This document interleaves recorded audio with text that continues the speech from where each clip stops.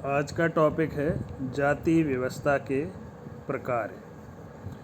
पिछले जो वीडियो था या लेक्चर था उसमें आपने जाति के बारे में पढ़ा था कि जाति किसे कहते हैं और जाति की क्या परिभाषाएं हैं तथा जाति की कौन कौन सी विशेषताएं।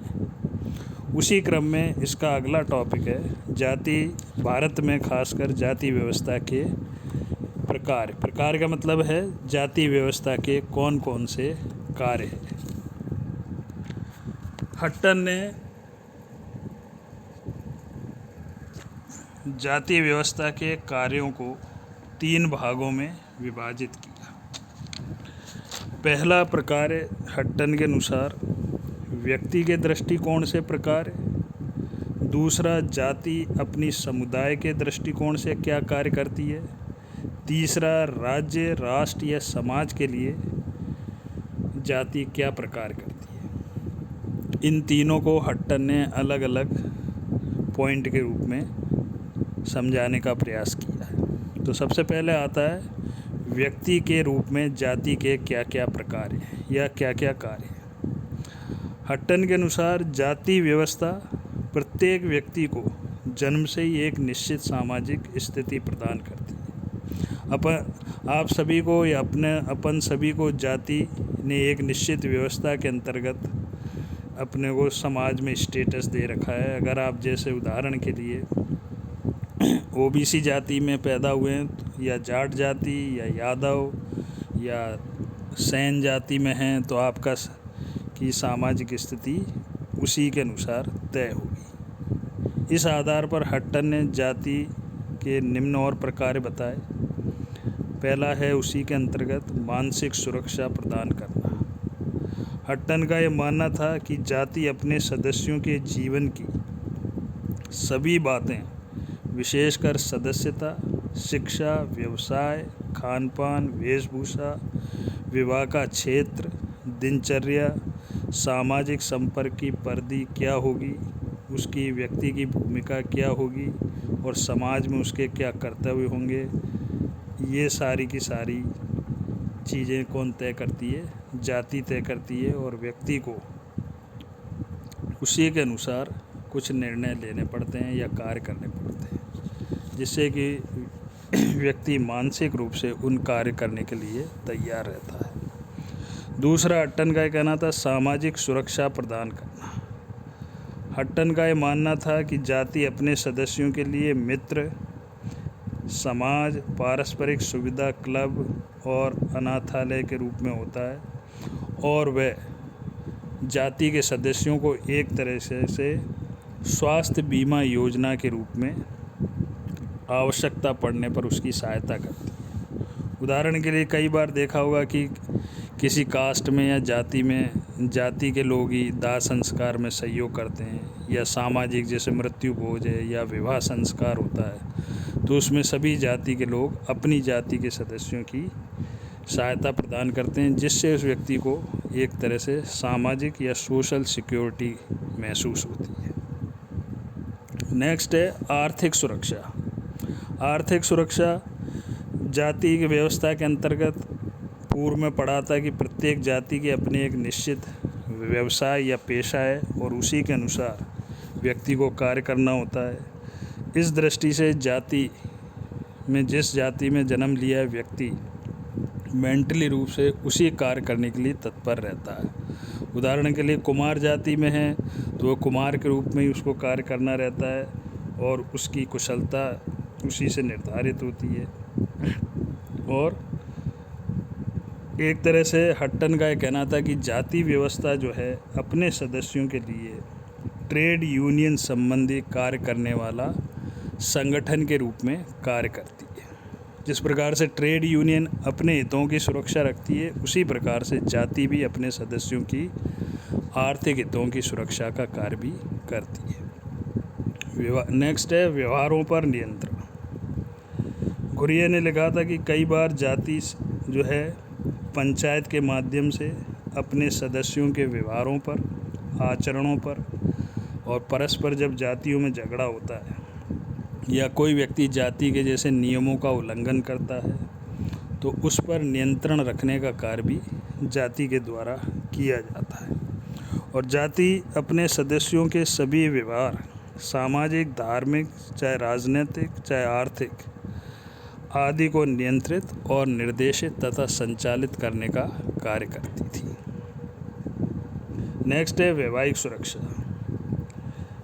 जाति की परिभाषा में भी आया था और विशेषता में भी आया था कि व्यक्ति ने जिस जाति में जन्म दिया है, जाति के उस व्यक्ति को अपनी ही जाति में विवाह करना पड़ता है, और अगर उससे अलग विवाह करता है तो जाति उसको स्वीकार नहीं करती। तो एक तरह से जाति जो है अपने ही जाति के सदस्यों को विवाह संबंधी सुरक्षा प्रदान करती है, क्योंकि व्यक्ति को अपनी जाति से विवाह के लिए बाहर नहीं जाना पड़ता और उसी जाति में उस व्यक्ति के लड़के या लड़की का विवाह संपन्न किया जाता है। तो ये तो थे जाति के व्यक्ति से संबंधित कार्य, यानी व्यक्तिगत रूप से जाति अपने सदस्यों को क्या क्या सुरक्षा प्रदान करती है या उनके लिए क्या क्या कार्य करती है। नेक्स्ट पॉइंट है जाति समुदाय के लिए प्रकार है। जाति समुदाय के लिए प्रकार का मतलब है कि जाति अपने समुदाय के सदस्यों के लिए कौन कौन से कार्य करती है या उनको क्या सिक्योरिटी भी प्रदान करती है। इसके अंतर्गत पहला है सदस्यता एवं संस्तरण का निर्धारण।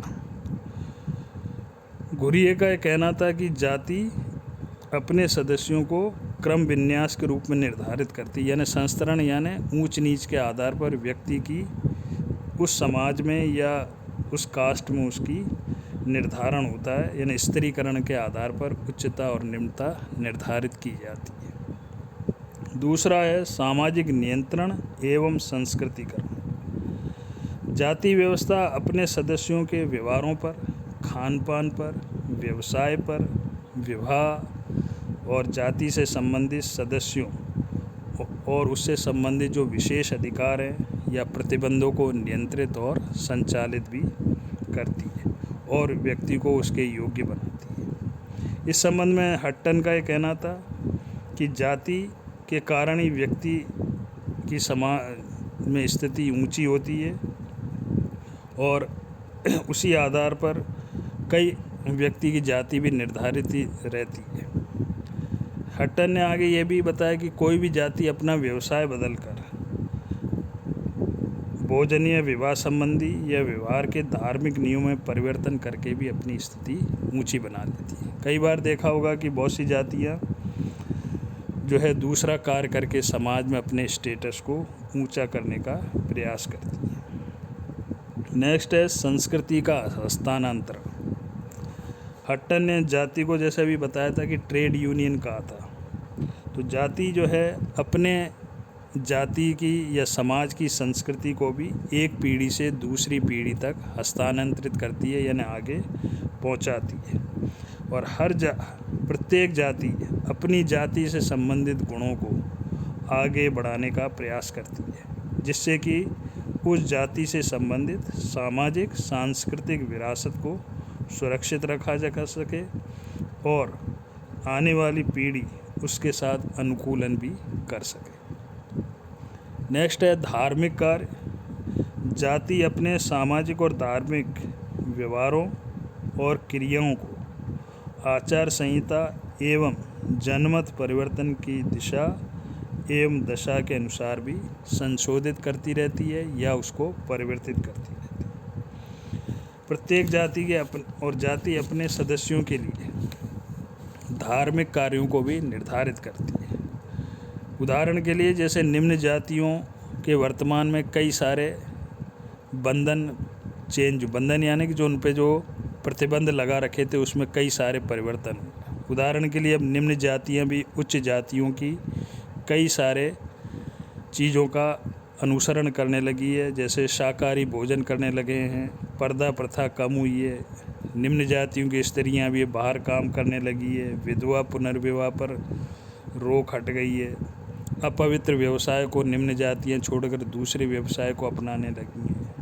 तो इस प्रकार जाति जो है अपने सदस्यों को ये चीज़ भी प्रदान करती है कि व्यक्ति दूसरा कार्य कर सके, और धार्मिक स्वतंत्रता भी उसको दी गई है। ये तो थे व्यक्ति के समाज से संबंधित या जाति समुदाय से संबंधित जाति के क्या कार्य हैं। तीसरा पॉइंट है समाज और राष्ट्र के लिए प्रकार है।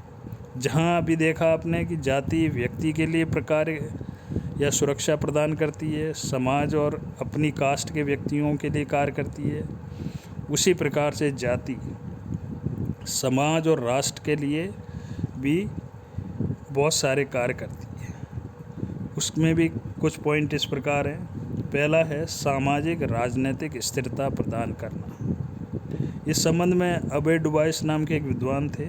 उन्होंने अपनी पुस्तक a description of the people of India में ये बताया कि जाति ने कई बार भारत को पूर्ण बर्बरता से रक्षा की है। पहले भारत पर कई बार आक्रमण हुए तो जाति के लोगों ने ही मिलकर उसकी सामना किया या आक्रमणकारियों का सामना किया और देश को बचाया।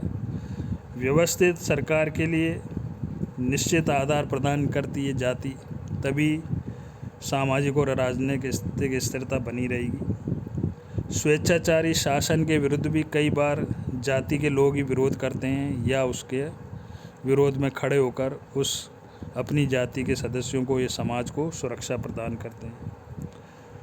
कई सारी संस्कृतियों या कलाओं की सुरक्षा भी जाति ने की है। उदाहरण के लिए जाट जाति के लोगों ने, राजपूत जाति के लोगों ने, या मराठा, महाराष्ट्र में जाएंगे तो मराठा जाति के लोगों ने देश को आक्रमणकारियों से न केवल बचाया बल्कि अपनी संस्कृति को भी और अपनी जो कला है धरोहर को बचाने के रूप में भी कार्य किया, और उन्होंने कई सारे आक्रमणकारियों से सामना भी किया। विदेशी शासकों, भारत में कई इतिहास में आप लोगों ने पढ़ा होगा कि भारत में कई सारी विदेशी जातियाँ आई, उन्होंने भारत पर आक्रमण किए। उन सब से बचाने में भी जाति ने महत्वपूर्ण भूमिका निभाई है, और अपने जो संस्कृति है या प्रतिमान हैं आज जो बचे हुए हैं उसमें बहुत बड़ी भूमिका इस जाति व्यवस्था की रही है। तो इस प्रकार से जाति ने सामाजिक और राजनीतिक स्थिरता भी प्रदान की है, ऐसा अबे डुबाइस का कहना था। दूसरा है सामाजिक नियंत्रण। जाति व्यवस्था का वास्तव में आधार तो कर्म था, हालांकि उसमें बाद में चेंज हो गया, लेकिन जाति अपनी स्थिति के लोगों पर या जो जाति से संबंधित लोग हैं, अगर कोई व्यक्ति समाज के नियमों से, खासकर जाति के नियमों से अगर हटकर कार्य करता है तो जाति उसको जो है दंड की व्यवस्था भी प्रदान करती है। यानी समाज को तोड़ने का कार्य या जाति को या कास्टिज्म की अगर इस प्रकार का उल्लंघन करता है नियमों का, तो जाति जो है उस व्यक्ति को नियंत्रित भी करती है। इसीलिए कई बार पंचायत के माध्यम से, खासकर जाति पंचायत के माध्यम से ऐसे व्यक्तियों को दंड दिया जाता है। नेक्स्ट है सामाजिक स्त्रीकरण। सामाजिक स्त्रीकरण के बारे में अभी बताया था कि जाति व्यवस्था के अंतर्गत विभिन्न जातियाँ जैसा कि उच्च और निम्न क्रम में रखी जाती थी और उनको परस्पर संगठित रखकर समाज की आवश्यकताओं की पूर्ति की जाती थी। हालांकि वर्तमान में इसमें भी कई सारे परिवर्तन हो रहे हैं। आगे जब एक और पॉइंट आएगा जाति व्यवस्था में परिवर्तन, तब इसके बारे में इसका उल्लेख किया जाएगा। सामाजिक एकीकरण नेक्स्ट पॉइंट है। जाति व्यवस्था के कारण ही हिंदू समाज में एकता और सुरक्षा विद्यमान रही है, ऐसा हट्टन का मानना था और ये सही भी है। भारत में अनेक जातियां रही हैं, प्रजातियां रही हैं। कई सारे भारत पर देखा होगा आक्रमण हुए हैं, चाहे मुस्लिम आक्रमण हुए हैं, चाहे अंग्रेज़ों के द्वारा भारत पर आक्रमण किया गया हो। तो जाति व्यवस्था के कारण ही देश या समाज बचा रहा है, ऐसा हट्टन का मानना था। और जाति ने अपने सदस्यों को इस दृष्टि से एक रूपता में बांधा रखा है। इसलिए हट्टन का कहना था कि जाति सामाजिक एकीकरण का कार्य भी करती है। नेक्स्ट है जनांकिकी कार्य। जनांकी कार्य का मतलब है कि कई बार जाति व्यवस्था के कारण समाज में जो स्त्री पुरुष अनुपात अगर कम होता है या कम ज़्यादा होता है तो उसको संतुलित रखने की कार्य भी जाति के द्वारा किया जाता है। जैसे रक्त की शुद्धता, प्रजनन को शुद्ध बनाए रखने के लिए महत्वपूर्ण कार्य जाति ने किए। और इस पर बहुत सारी बात मजूमदार और हट्टन ने भी कही है कि जाति व्यवस्था ने हमेशा लिंग अनुपात को स्थिर रखा है। नेक्स्ट है आर्थिक कार्य। आर्थिक कार्य जाति जहाँ एक और समाज के लिए आर्थिक कार्य करती है, व्यक्ति के लिए आर्थिक सुरक्षा प्रदान करती है, वही राष्ट्र के लिए भी या समाज के लिए भी जाति आर्थिक कार्य के रूप में कार्य करती है। एस सी दुबे ने अपनी पुस्तक भारत का एक ग्राम में जाति व्यवस्था के इस महत्व को बताते हुए आर्थिक कार्यों पर भी प्रकाश डाला।